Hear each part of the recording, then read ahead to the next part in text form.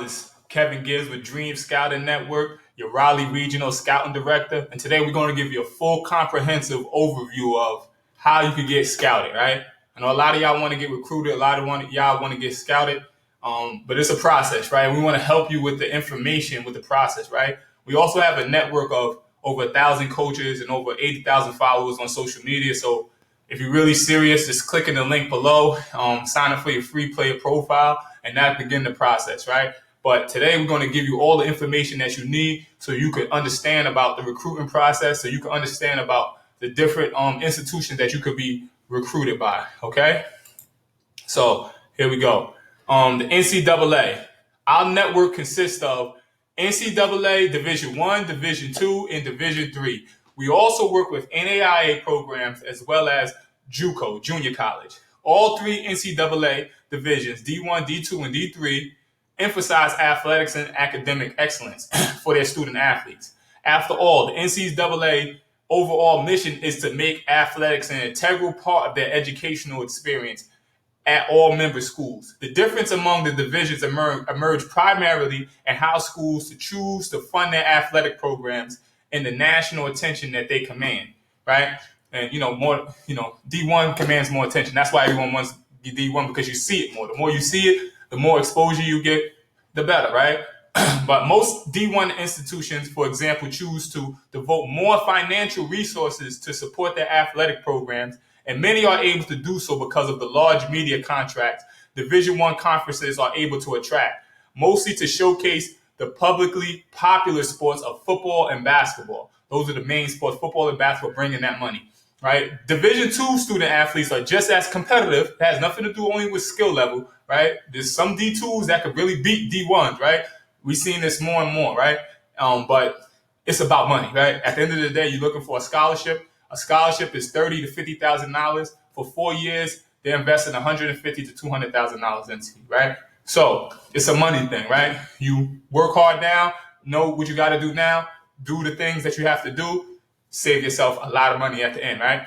Division II student athletes are just as competitive in many cases, just as skilled as their D1 counterparts. But institutions in Division II generally don't have the financial resources to devote their athletic programs or choose not to place a heavy financial emphasis on them. Right? Division I think they can have about 12 full scholarships. D2, they have a certain amount of money that they allocate. So what they try to do is recruit local people, right? So you can get in-state tuition, and then if you have the academics, that's how you could get a full ride a lot of times. Between some top of the line, they might give a few out, but it just depends on the school. But they really try to get in-state kids that could really play and have good academics. That way that you could get a full ride, right? So that's also extremely good. You don't have to pay nothing for college. I don't care how you got to do it. That's why you want to keep your grades up, you want to keep your attitude right, and you want to keep your game sharp, right? Division I. Among the three NCAA divisions, Division I schools generally have the biggest student bodies, manage the largest athletic budgets, and offer the most generous number of scholarships. Schools who are members of Division I commit to maintaining a high academic standard for student athletes, in addition to a wide range of opportunities for athletics participation. With nearly 350 colleges and universities in this membership, Division I schools field more than 6,000 athletic teams, provide opportunities for more than 170,000 students to compete in NCAA sports each year. Particularly in basketball, there are 4,381 scholarships on the D1 level. 4,381 D1 scholarships, right? And I think there's like 350 teams, right? So you do the math on that, right? So if you want to be a D1 player, you got to be up in the 4,381 echelon. Here go the NCAA Division I requirements. You got to graduate high school, earn a core course GPA of 2.3 or higher, complete 16 core classes, 4 years of English, 3 years of math, 2 years of natural science or physical science, 1 year must be in lab science, 1 additional year of English, math, or natural science, 2 years of social science, 4 years, additional years of math, English, science, social studies, foreign language, religion, or philosophy. you must compete. Listen to this. You must complete 10 of the core courses, which we just named, by the end of your junior year. So be very careful if you think you're going to reclassify, right? Because you have to complete this before your junior year. Before you start the 7th semester, right? 7 of the 10 core courses need to be in English, math, or science. The grades in these 7 core courses will be locked in, meaning you will not be able to retake these to improve your grades. That's extremely important. Before your junior year, you can retake classes, boost it up. That's extremely important. Those first 2 years, your freshman and your sophomore year, is extremely important in your recruiting process, right? If you do the things you have to do in your freshman and sophomore year, if you're coming out of middle school and you understand this, it's going to put you in an extreme advantage to get a scholarship, right? Too much emphasis is on, I got to get seen. No, you need to know the total process. That's what I'm giving you here, the total process, so that you'll be able to put yourself in the right position, right? There's positions on the court, there's positions off the court, right? That's why I say you got to be able to do things on the court, off the court, and in the classroom. Extremely important. You have to earn an SAT or ACT combined score sum matching your core courses GPA on the Division I scale, right? And we're going to give you some resources at the end of this, so you can look at this Division I scale, the sliding scale, and see based upon what is your SAT or ACT score. Based upon that, you have to have a certain GPA, or if you have a certain GPA, you have to score a certain amount on your SAT or ACT scores. Here goes Division II, right? That was Division I. On my D1 players, aspirations, make sure you check with that. Division II is also great, like we said.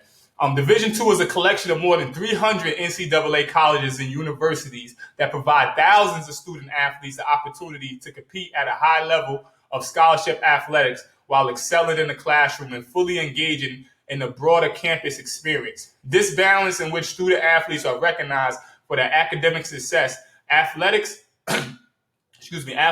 contributions, and campus community involvement is the heart of D2 philosophy, right? So they want to keep you engaged, right? There's a lot of people on the D1 level. You might not know a lot of people on campus, right? You might be a basketball star, but you might have 300 people, 150 people in one classroom, and you might not get to know. The Division II is a little bit smaller. Some schools are a little bit smaller, more community-based, interactive, and you could get a lot better connections, right?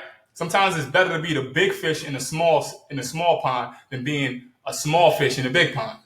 It depends on your personality, where you come from, and what's your goals, right? Division II, what makes Division II unique? Division II schools are located in 45 states, including Alaska and Hawaii, and the District of Columbia. The division also expands its membership into Canada, which are the NCAA's only international member institution, Simon Fraser University, and features 3 schools located in Puerto Rico. You can actually go international with this basketball thing. That's why I love it. Enrollments at Division II schools range from more than 25,000 to less than 2,500. Though about 87% of the division member schools have fewer than 8,000 students. That's why I say you get more of a community, smaller base, smaller classroom, smaller environment. You could be the big fish in a little pond, right? There you go. Division II offers a partial. This is why I talk about the partial scholarship. Academic, athletic, boom, boom, boom. Division II offers a partial scholarship model for financial aid in which most student athletes' college experience are funded through a mix of athletic scholarships, academic aid, and need-based grant or employment earnings, right? You could do work study. You could get, what's it called? You get your grant, your Pell Grant, right? You got the Pell in New York. You got the TAC. Wherever you at, it might be a little bit different, but there's grants, right? Your school, they really want you, they're going to provide you with the right assistance to get you the right grants for you to go to the school for free or for a little cost, right? Division II features the best championship partition ratio among the 3 NCAA divisions, as well as an emphasis on regional competition in order to reduce missed classes, and a robust community engagement philosophy that integrates student athletes within both their campus and regional communities, right? Like I said, you become a star in your whole community by playing for these schools. Division II is the only NCAA division that conducts national championship festivals, Olympic-style events, in which a number of national championships are held at a single site over several days. I remember when I went to St. Augustine's College, they had just came off of being I think they won the CIAA, and I think they made it to like the top four. We were like the top four, and they tell me all the time about how incredible it was, how they got treated like stars, and this is what we're talking about. It was a national championship festival. They was there for like a week. Division II student athletes get their share of television exposure. Since 2006, the NCAA has produced regular season Division II television broadcasts in football and men's and women's basketball. In addition, all Division II championship finals are either broadcast live or live streamed online. I remember I seen it, and they got some ballers. Like I said, a lot of them go overseas, and some of them get into the NBA draft.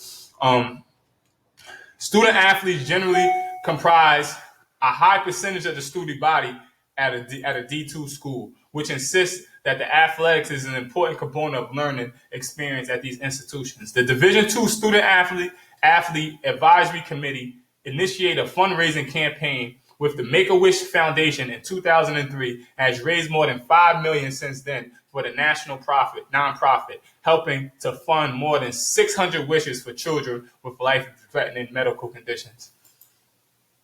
Here go the D2 requirements, a little bit different. So, take your notes on D2, D1, and get your transcript and start evaluating your transcript. If you need help with that, shoot me a comment. So you shoot me your email, and I can help you with that, right? We're here to help you getting a scholarship. Here go the Division II requirements. Graduate high school, right? It's a common thing. Graduate high school. Earn a course GPA of 2.2 or higher. So, D1 was 2.3, so it's 2.2 or higher. 3 years of English, 2 years of math, 2 years of science, 1 additional lab year, 3 additional years of English, math, or science, 2 years of social science, 4 additional years of English, math, science, foreign language, religion, philosophy. As you see here, you don't have to complete those classes by a certain time. You just got to complete them, right? You don't have to complete them by a certain time. So that could be the difference between you going D1 and you going D2. Is you by knowing this information that I'm giving you for free, give you some free game, right? Understanding this information, knowing it now, wherever you at, freshman, sophomore, hopefully not junior, senior, but hopefully I'm getting you information sooner, right? But you graduate middle school, you should start knowing this stuff now, so you can know what classes you got to take and get in them ASAP and make sure you do good in them, right? The core classes, right? And you don't have to do them by your junior year. If not, then that could be the difference, like I said. By you not knowing this information could be the difference between you receiving a D1 scholarship and a D2 scholarship. You also have to earn an SAT combined score, ACT, some score matching the course of GPA sliding scale. Like I say, click on the description below. We're going to give you the resources so you can see what the Division II sliding scale is.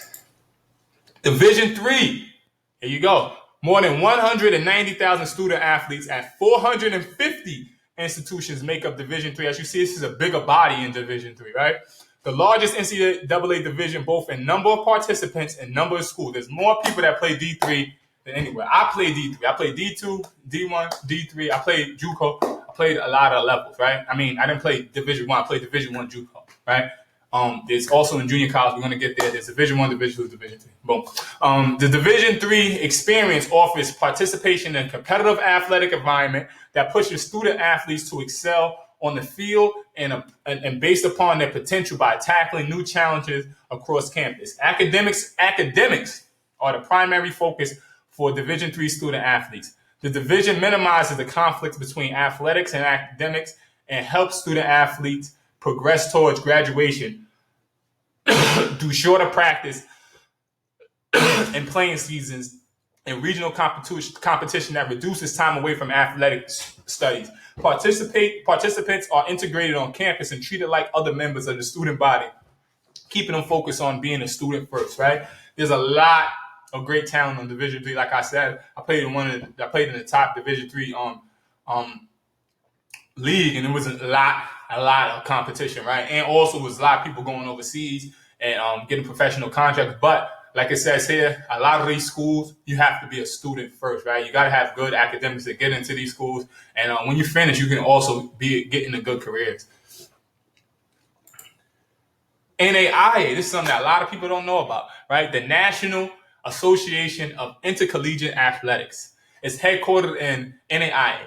It's headquartered in Kansas City, Missouri. It's a governing body of small athletic programs that are dedicated to a character-driven intercollegiate athletics. Since 1937, the NAIA has administered programs and championships in proper balance with the overall collegiate educational experience. The student athlete is the center of the NAIA experience. Each year, more than 65,000 student athletes have the opportunity to play college sports at NAIA member institutions.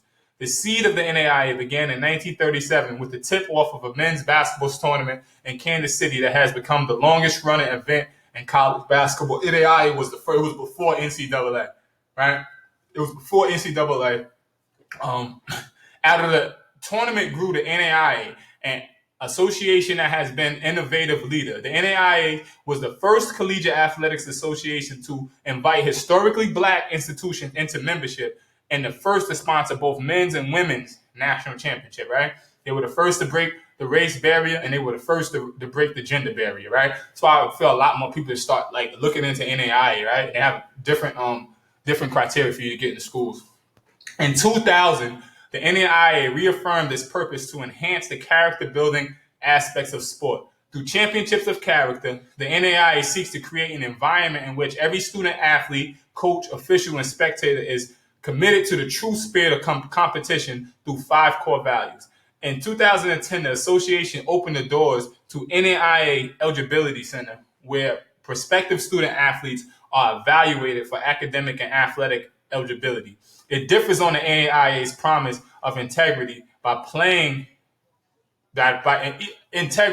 leveling the playing field, guiding student athletes, and ensuring fair competition. JUCO, NJCAA. This is National Junior College Athletic Association. Was founded in 1938, is the governing association of community college, state college, and junior college athletics throughout the United States. Currently, the NJCAA holds 24 separate regions across 24 states and is divided into 3 divisions. 24 regions, they go by regions. And like I said, you also Division I, Division II, and Division III, and they kind of work in the same way, right? Division I schools give out more scholarships, got more money, and different things like that. It's basically kind of like a Division I school, just on a lower scale, on a lower budget, right? So here you go. We went over all of the institutions that you could get recruited by. We went over what in junior college, basically you can even have a GED, and some junior colleges also they give out scholarships also, right? So, if your grades aren't right, if you're watching this and, you're a junior or senior and you really can't correct your grades, there's nothing wrong with going to a junior college. Make sure that you research your junior college. Make sure that it's a good college, because a lot of people go from junior college to Division I or Division II or Division III or whatever, right? You could get a scholarship here and you could get a scholarship there, right? So if that's your path, that's your path. It's okay, right? As long as you get where you got to go, right? There's a lot of NBA players that went junior college also, right? So hope that you enjoyed this. This has been very informational, right? Check out your transcripts and make sure you are qualifying. Like I said, if you have any questions, please feel free to reach out, leave a comment, hit me up, hit my DM, whatever. And there you go, man. I hope this was enlightening and educational. It's Kevin Gibbs with Dream Scouting Network, your Raleigh Regional Scouting Director. And this has been a blast. Please like, share, and subscribe. Thank you.